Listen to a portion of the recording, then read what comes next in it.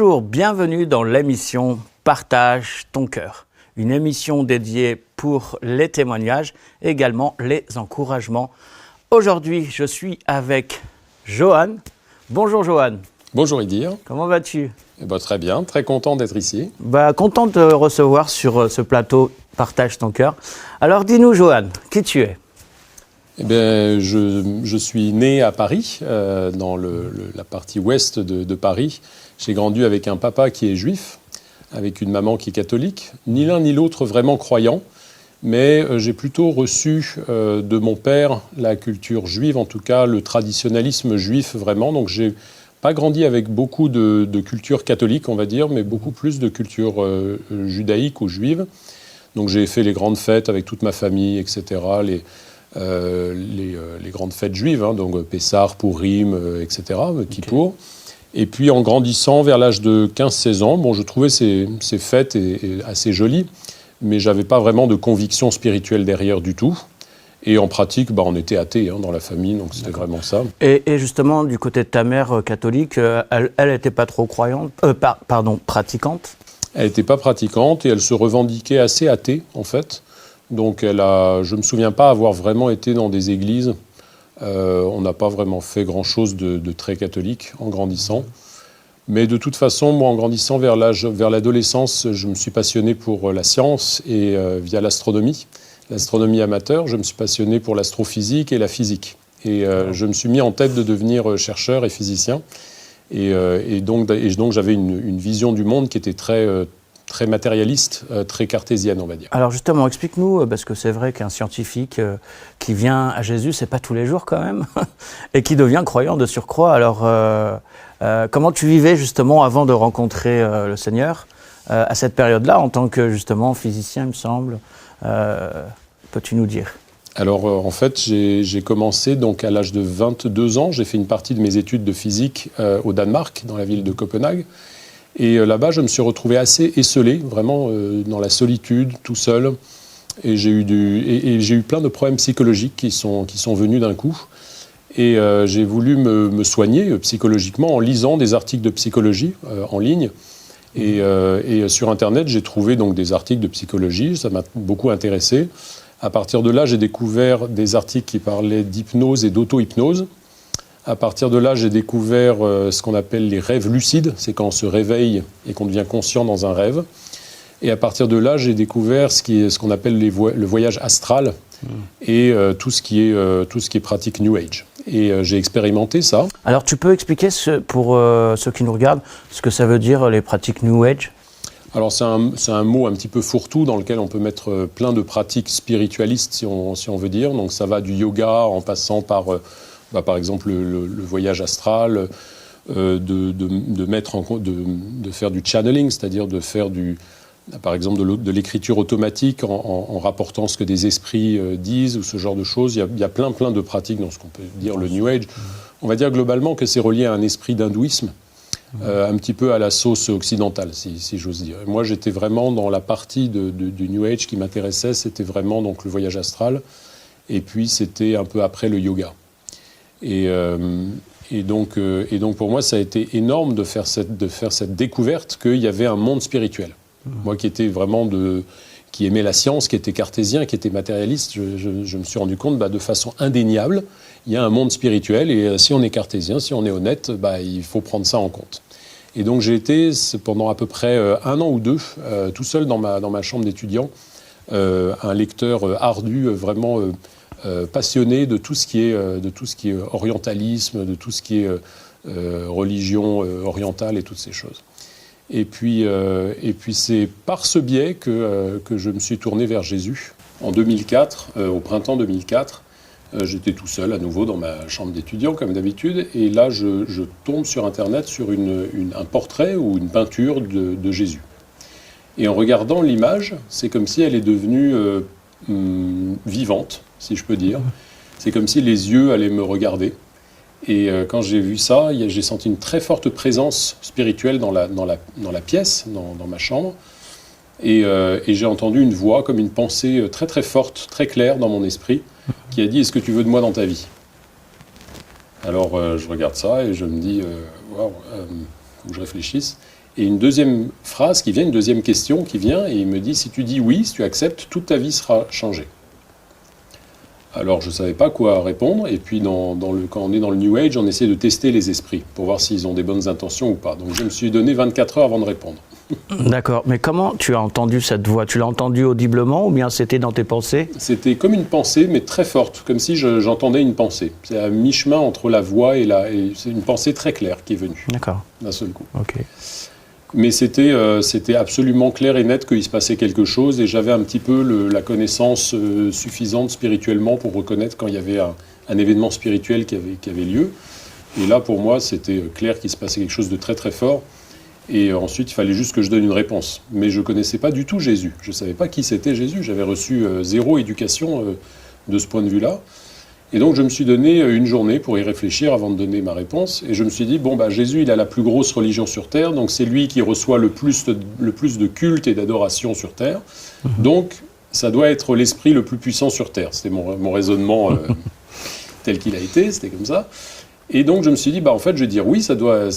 J'étais même un peu flatté. Je me suis dit, tiens, l'esprit le plus puissant sur Terre vient me voir. Ça, c'est chouette. Ça, c'est bon pour ma spiritualité.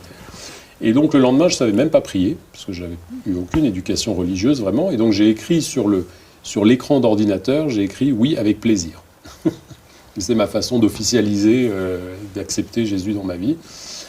Bon, et puis voilà, rien de spécial se passe. 2-3 jours plus tard, je réfléchis comme ça, je me dis, mais c'est qui ce Jésus qui vient me parler comme ça Qui c'est? Je vais regarder, je vais lire la Bible, on va voir sur Internet, je trouvais la Bible en ligne, et puis je vais commencer à la lire. Et là, je commence à lire donc les évangiles, et là, c'est la révélation. À nouveau, il y a cette même présence avec moi quand je lis la Bible. Dans ma chambre, il y a la même présence de Dieu qui est là, très forte. Et surtout, je comprends ce que je lis. Et je crois à ce que je lis, je ne remets pas en question tous les miracles. Quand je lis que Jésus a marché sur l'eau, j'ai aucun doute là-dessus, je sais qu'il a marché sur l'eau, etc. Et donc petit à petit, en lisant la Bible comme ça, tout seul chez moi, je commence à devenir croyant, vraiment, et à recevoir complètement l'Évangile. Et puis c'était le mois d'avril à peu près, mars-avril 2004. Et à l'époque, il y avait le film de Mel Gibson qui était sorti. La Passion du Christ, c'est ça ? La Passion du Christ, exactement. Et j'ai reçu de Dieu à cette époque que je devais voir ce film. Et donc j'achète le DVD et puis je le regarde. Et à la fin du film, sur mon bureau à côté, il y avait une petite montagne de Kleenex, de mouchoirs, tellement j'avais pleuré. Oui, c'est vrai que je ne suis pas du style à pleurer facilement, mais ça m'avait complètement bouleversé. Et j'ai découvert au fond de moi, vraiment au fond de mon être, de mon cœur, un amour exceptionnel et infini pour ce Jésus que je venais à peine de découvrir. Et c'était quelque chose, je me suis dit, ça y est, j'ai cherché, j'ai trouvé. C'est vrai que le film en lui-même, Mel Gibson, est poignant. Hein. Ouais. Je l'ai vu plusieurs fois aussi et j'en ai pleuré aussi. Et justement, par rapport à ce déclic, quand tu as fait la rencontre de ce Jésus, je dis, c'était quoi au juste? On parle du déclic qui a fait que tu as choisi, là, tu es sûr de suivre Jésus-Christ. Alors je pense que c'est vraiment ce que je viens de dire, c'était le témoignage au fond de mon cœur, dans ma conscience, de Jésus comme étant le but ultime de tout ce à quoi de tout ce que j'avais poursuivi dans ma vie. Le but, l'objectif final de toute ma vie, de tout mon être, c'est Jésus. C'était comme ça que je le ressentais. Pourquoi? Je ne sais pas, je n'ai pas d'explication. Mais ça m'a saisi, ça m'a foudroyé. Et ça ne m'a jamais quitté depuis. Et je pense qu'il n'y avait plus de raisonnement, puisque tu ne comprends toujours pas pourquoi, mais en tant que scientifique, ça ne devait pas être non plus facile, tout de même, à accepter sans comprendre. Exactement. Et d'ailleurs, un raisonnement qui était toujours en moi, c'était de me dire, je peux être disciple de Jésus, suivre Jésus, croire en lui, croire en la Bible, mais en même temps continuer, par exemple, le yoga, continuer, par exemple, le voyage astral et ce genre de choses. Et je voyais pas mentalement, intellectuellement, je voyais pas la contradiction. Et donc, ce qui s'est passé, c'est que quelques mois après, c'était donc au mois d'août 2004, j'ai fait un jeûne de 3 jours, sans manger, pour une expérience de yoga. Et à la fin de ce jeûne de 3 jours, au lieu d'avoir l'expérience de yoga, j'ai eu un rêve avec Jésus, qui est venu me voir dans un rêve, et qui m'a repris. Et dans ce rêve, c'est un rêve un petit peu bizarre, mais qui a eu des énormes conséquences dans ma vie. On était dans une place de marché, tous les deux. Et donc, il y avait des étals de fruits et légumes autour de nous, comme ça. Et puis, je vois le Seigneur dans le rêve et je dis « Ah, Seigneur, donne-moi cette expérience de yoga que je recherche. » Et là, il me regarde et il dit il est tout calme, il prend sur le côté un poireau, donc c'est comme un poireau, voilà, les légumes, et il me dit, est-ce que tu crois qu'on devrait prendre ça? Et je dis, oui Seigneur, je crois qu'on devrait prendre ça. Et il me dit, non, je crois qu'on ne devrait pas prendre ça. Et moi, je dis, puisque toi, Seigneur, tu me dis de ne pas le prendre, je t'obéis, c'est par la foi. J'avais lu dans la Bible qu'il fallait suivre par la foi, donc c'est comme à l'armée, on ne pose pas de questions, on suit. Puisque tu me dis ça, je te fais confiance et on ne le prendra pas. Et là, il me regarde et il dit, et c'est pour ça que tu n'auras pas cette expérience de yoga. Fin du rêve. Oh, waouh. Et ce qui s'est passé, alors j'ai pas eu l'interprétation tout de suite de ce rêve qui a changé ma vie, mais dans les semaines et mois qui ont suivi, j'ai perdu tout intérêt pour tout ce qui était le New Age. Complètement, ça m'a quitté totalement. Et c'est longtemps après que j'ai eu l'interprétation. Il y a un seul mot dans toute la Bible où il y a un seul verset dans toute la Bible où il y a le mot poireau. C'est dans Nombre 11, au tout début. Et c'est les Israélites qui se plaignent dans le désert une énième fois et qui disent « Ah, mais si seulement on pouvait revenir en Égypte où on mangeait de la viande, des oignons, des poireaux, etc. » Donc ça voulait dire, l'interprétation, que le poireau était un symbole de mon Égypte, c'est-à-dire de ma maison d'esclavage, spirituellement parlant, qui était en arrière. Et il me disait, est-ce que tu veux revenir en arrière, en fait? Est-ce que tu crois qu'on devrait prendre ça? Revenir au New Age. Revenir au New Age, exactement. D'accord, ok, très bien. Alors, justement, tous ceux qui regardent cette émission, qu'est-ce que tu leur dirais? Tous ceux qui traversent la même chose que toi aujourd'hui, toi c'était à l'époque, ça date, mais pour ceux qui nous regardent, quel conseil leur donnerais-tu? Alors je leur donnerais un conseil, il y a vraiment un conseil qui est, je pense, vraiment, vraiment important, c'est de chercher Dieu, rechercher Dieu, vraiment. La Bible nous dit, c'est dans Jérémie 29, chapitre 29, verset 13, « Vous me chercherez et vous me trouverez si vous me cherchez de tout votre cœur. » Si vous me cherchez de tout votre cœur. Donc la Bible nous donne une promesse énorme qui est que en cherchant Dieu, on le trouve. Il y a d'autres passages, dans Acte 17 par exemple, dans le Nouveau Testament, où il est question de chercher Dieu comme à tâtons. Donc c'est quand on est dans le noir, on cherche à tâtons un objet, mon téléphone portable, où est-ce qu'il est? Ça non, ça c'est mon livre de chevet. Ça non, ça c'est une tasse de thé. Ah, ça c'est mon téléphone, je le reconnais. Donc c'est faire des erreurs. À tâtons, c'est faire des erreurs parce qu'on ne voit pas. Mais on sait que quand on a fait une erreur, on passe à la suite. Et finalement, quand même, ne pas s'arrêter, chercher, et on le trouvera. Et il y a quelque chose qui m'a toujours vraiment encouragé, c'est qu'on n'a pas à faire, dans l'Évangile, et le christianisme de façon générale, c'est pas une religion. C'est pas des préceptes qu'on doit suivre, des règles à obéir, etc.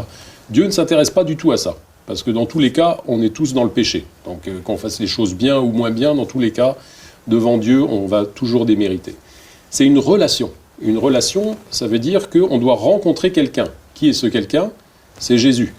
Donc c'est de rencontrer Jésus. Comment est-ce qu'on fait pour rencontrer Jésus? Comment est-ce qu'on fait pour que notre vie, il y ait un avant et un après? C'est en le cherchant de tout notre cœur. C'est ça le verset de Jérémie 29, 13. C'est si vous me cherchez, vous me trouverez de tout. Si vous me cherchez de tout votre cœur, alors vous me trouverez. Et donc c'est vraiment ça ce que je donnerais comme conseil. Donc de chercher Dieu, oui. Jésus-Christ, bien sûr. Oui. Ok. Alors, pour clôturer cette émission, une dernière question. Quel verset te touche le plus dans la parole de Dieu et veux-tu le partager? Avec plaisir, je viens juste de le partager, c'est celui-ci. Aurais-tu un autre? Oui, alors il y en a un autre qui est à peu près pareil et qui est aussi très fort, c'est Jacques 4, 8, donc chapitre 4, verset 8, qui dit « Approchez-vous de Dieu et Dieu s'approchera de vous. » Voilà. Amen. Alors sur ces beaux mots de la fin, on va tout simplement se quitter. Et encore merci à toi, Johan, d'avoir accepté l'invitation pour l'émission Partage ton cœur, de nous avoir bien sûr donné ton témoignage et aussi tes conseils, tes encouragements. Merci encore à toi et puis bien sûr tu reviens quand tu veux sur ce plateau de Partage ton cœur. On vous dit tout simplement à très bientôt avec d'autres personnes pour d'autres témoignages. À très bientôt, bye.